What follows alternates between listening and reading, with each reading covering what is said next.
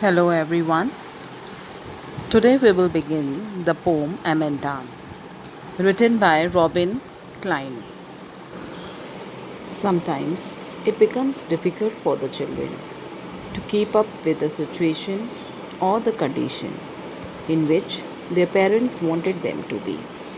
As a result, they start creating and imagining their own life in the way they want to be. The poem is about that only. Here, in this poem, the poet has highlighted the struggle of a girl, Amanda, who is facing the continuous nagging of her parents so that she can be presented or accepted well in the society. She feels herself trapped as they put so many restrictions to her that she cannot imagine freely and wishes to be an orphan. Orphan means without parents. Don't bite your nails, Amanda. Don't hunch your shoulders, Amanda. Stop dead slouching and sit up straight, Amanda. Now, children, here hunch means bend. Slouching means to sit, stand, or walk in a lazy way with your head and shoulders hanging down. Now, children, instructions are being given to Amanda by her parents that she should not bite her nails. She should not bend her shoulders. It doesn't look nice. She has to be presented herself well in the society so that everyone praises the upbringing of the parents. Amanda's parents are every time after her. Do like this, don't do this. She is being told not to stand or walk in a lazy way with her head and shoulders hanging down. She should walk in a straight way. The last phrase or the word Amanda is used with an exclamation mark. Children, why? Because it shows the irritation and frustration of the parents. Now come to stanza 2. There is a languid, emirate sea, where the sole inhabitant is me, a mermaid drifting blissfully. Now, children, here languid means without any force or interest, or you can say restless. Mermaid, I think you all must be knowing, it is an imaginary sea creature having a woman's head and body with a fish tail instead of legs. And drifting means a slow and steady movement. Now, children, have you noticed that why these lines are given in brackets? These lines are in brackets so as to give more meaning to them.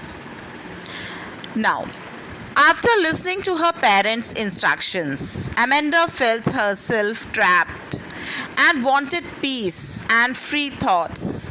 And so she imagines herself to be a joyful mermaid who is sailing peacefully alongside soft waves of the green sea. She got so much frustrated from her parents that she wants to be alone in peace. Her happiness in herself doesn't require any other human being. Or we can say that she feels suffocated in this world and wants to create her own world where she could live happily alone with no restrictions. Now, stanza 3. Did you finish your homework, Amanda? Did you tidy your room, Amanda? I thought I told you to clean your shoes, Amanda. Now, children, again the questions came in front of her that whether she has finished her homework or cleaned her room. She is also being told to clean her shoes. Now, here the instructions have now changed. Earlier, she was getting instructions about her correct way of walking, sitting, And now she is being asked about her surroundings. Means to say that she is being instructed for each and every little thing. Her parents want her to be in a fully disciplined structure. Again, the world, or to say the last word, Amanda, has been told with an exclamation mark, means that the parents seem to be losing their cool and are troubled. Stanza 4. I am an orphan, roaming the street. I pattern soft dust with my hushed bare feet. The silence is golden, the freedom is sweet. Now, here the meaning of orphan, as I told you earlier, also a child whose parents are either dead or gone missing. Roaming, to move about aimlessly. Hushed, very quiet and still. Bare, something not covered. Now, here again, once again, Amanda's reaction has now come out after fetting up of all the instructions which she was getting. She goes into another imaginary world. The first line is really sounding sad when she imagines herself to be an orphan. It really suggests that how much frustrated she has been that she thought of it. She imagines herself to be an orphan roaming in the street with no shoes on her feet, and she is making her feet dirtier by making designs on the dusty ground. The silence or peace which she is getting has been described as golden, and the freedom to be sweet as she enjoys her imagination world. Don't eat that chocolate, Amanda. Remember your acne, Amanda. Will you please look at me when I am speaking to you, Amanda? Now, acne here means common skin disease characterized by pimples, especially on face. Now, children, here the instruction which Amanda is getting, showing that how much importance is being given to external beauty. It is being instructed to her not to eat chocolate, as she was made to remember her acne which came to her. Children basically are fond of eating chocolates. They sometimes even don't care how much they are taking and never think of getting pimples on face. As Amanda also doesn't bother to listen to her parents and has already lost in her thoughts, ignores what is being told to her. This offended her mother, and she asked her attention to look at her. Now, children, here we can also say that in high class society, the appearance is given more importance than the basic values and inner beauty. Moving on to next stanza. I am Rapunzel. I have not a care. Life in a tower is tranquil and rare. I will certainly never let down by bright hair. Now, first let me clear about the character which is mentioned here, Rapunzel. Rapunzel is the name of a German fairy tale character who was made to live alone in a high tower and had very long, beautiful golden hair. She was kept as a prisoner by a witch who used to come up to the tower by climbing her long hair. The only way one could make a contact with her was only using her long hair. The meaning of tranquil here means that to be in peaceful state of mind. Now, children, here in this, Amanda is still lost in her own dreams. She pictures herself to be the long golden haired Rapunzel who lived in a castle and had no care about anything.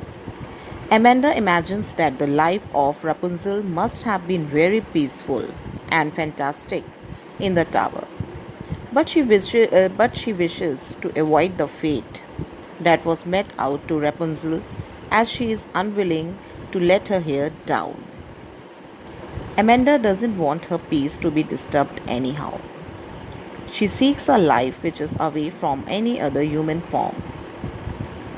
Now we can here see that how the presence of her parents and their inhuman behavior had made her against any human connection.